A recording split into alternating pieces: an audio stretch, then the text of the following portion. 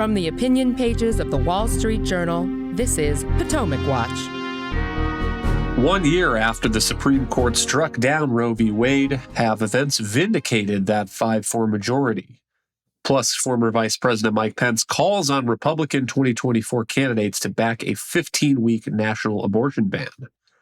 Welcome, I'm Kyle Peterson with the Wall Street Journal. We are joined today by my colleagues, columnist Kim Strassel and editorial board member Kate Batchelder-Odell. Today, the Supreme Court handed down another set of opinions, but none of the blockbuster ones that the public, or at least I, have been waiting for, cases on student loans, racial preferences in college admissions. But that will give us a chance here to reflect on 1 year after the decision in Dobbs. That was the case striking down Roe v. Wade. It was decided June 24, 2022, so the anniversary is tomorrow. And let me read just a piece of the majority opinion by Justice Samuel Alito. He wrote, "We do not pretend to know how our political system or society will respond." But he said, "We can only do our job, which is to interpret the law."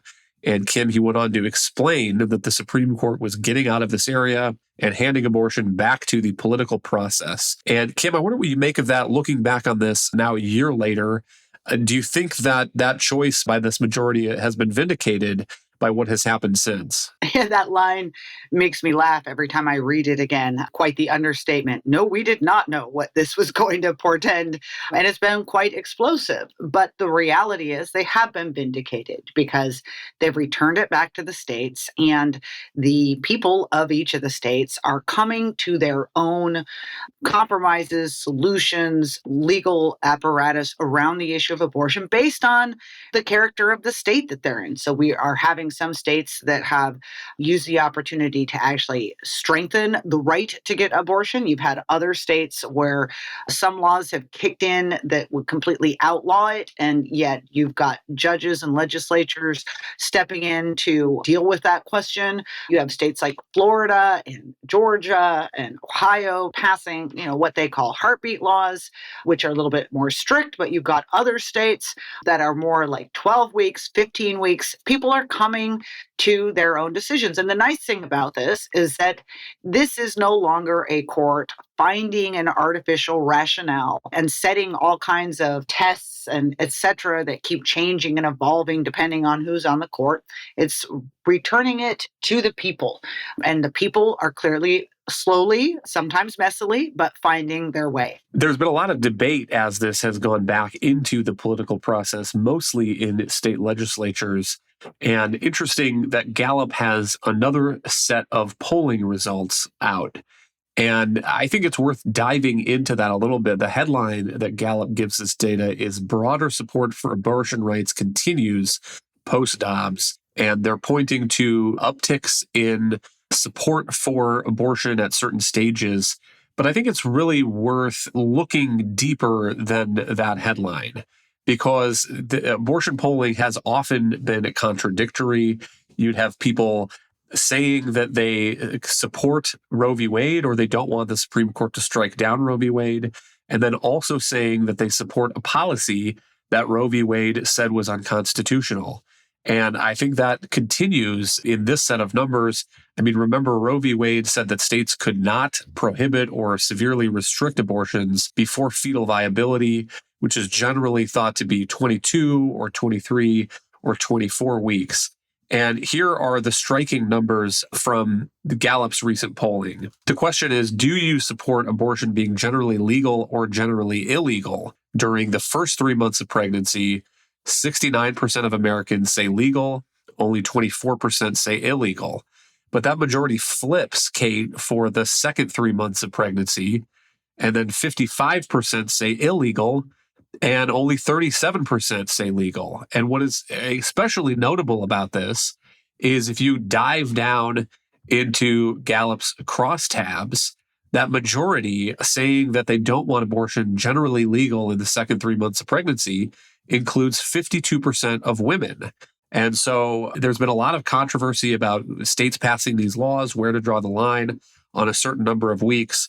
But if you look at this data, you have 52% of American women saying they would draw the line and say abortion should generally be illegal in the second 3 months of pregnancy, which is, I guess that would be 13 weeks. Right. I mean, I think what you see here is that we're having a debate on this subject for the first time, and Americans have some mixed views on it. How I read that data that you describe, Kyle, is that, first of all, Americans do make distinctions, and the first trimester support for that is pretty high, and then it trails off pretty quickly. I think America has gotten marginally less pro-abortion as ultrasound technology has improved, and by 20 weeks, for instance, most Americans get an ultrasound. They draw conclusions about what they're seeing on the screen. So I think the public opinion does change as the pregnancy develops. And so I think that is what that poll shows.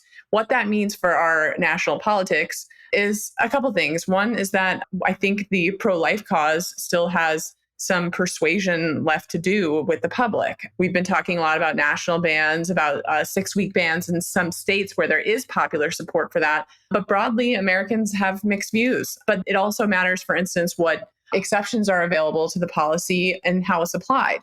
So I think there is, first of all, some persuasion left for the pro-life movement. But also, I think we really see here that the Democratic position is really not where America is, in the sense that Americans do think there should be abortion restrictions. And also, a certain part of the progressive left has adopted abortion as a social good, as something that is good for society. And I don't think we see really any support for that view in this or other polls.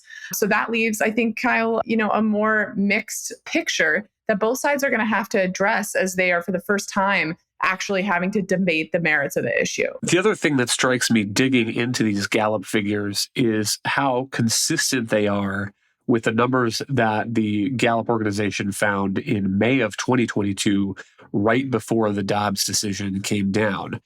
So again, just going by the side that has the majority support here, in the first 3 months of pregnancy now, 69% of Americans say legal. Right before the Dobbs decision came down, it was 67%. In the second 3 months of pregnancy, 55% say it should be illegal. In May of 2022, that was 55%.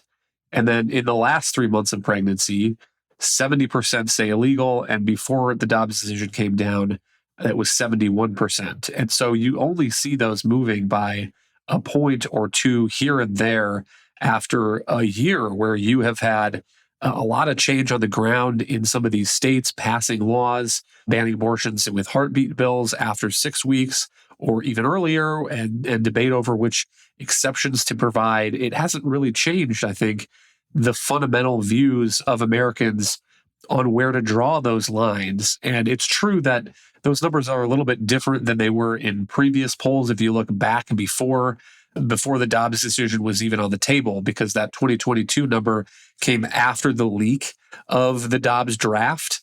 So the numbers are a little bit different before the leak of that draft and before the Supreme Court really put abortion on the table for the political process than they are after that. But Kim, they haven't changed a whole lot in this past year. And I think that this was always a real contradiction for Roe v. Wade, because it took it out of the political process. But then if you asked people, what kind of abortion policy do you really want?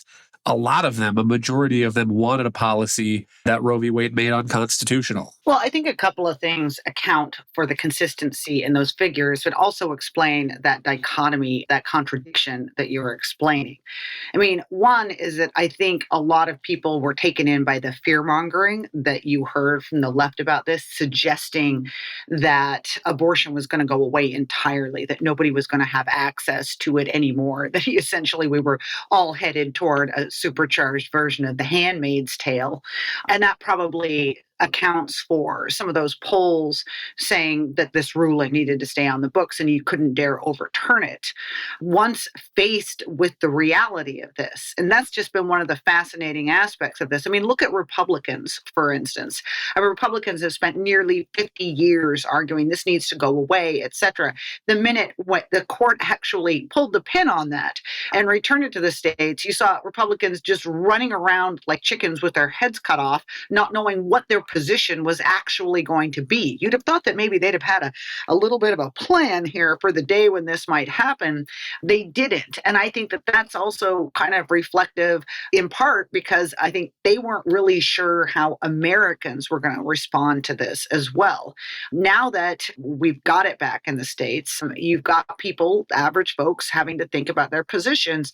And I think it's freed them up a little bit to embrace some of those views that they had before. They might have been somewhat at odds with their claim of full support for Roe v. Wade. But the reality is, and I think this is just a really important point, is that despite 40 odd years of this being one of the most culturally explosive issues out there, we see how much of that was actually created by a court system that came in and preempted a normal political process. And now we're actually getting folks able to express how they feel about this. And what we find is that whether it was 40 years ago or now, most of America is in the kind of muddy middle on this. And would we really be at such loggerheads if the states had been allowed to continue sorting this out themselves rather than the court having preempted it? I think what those polls show is that we probably wouldn't have been, because people would have been able to kind of more easily express those and get those opinions and get their head around this idea. The existence of Roe v. Wade simply created a lot of drama and confusion when it needn't have in the first place.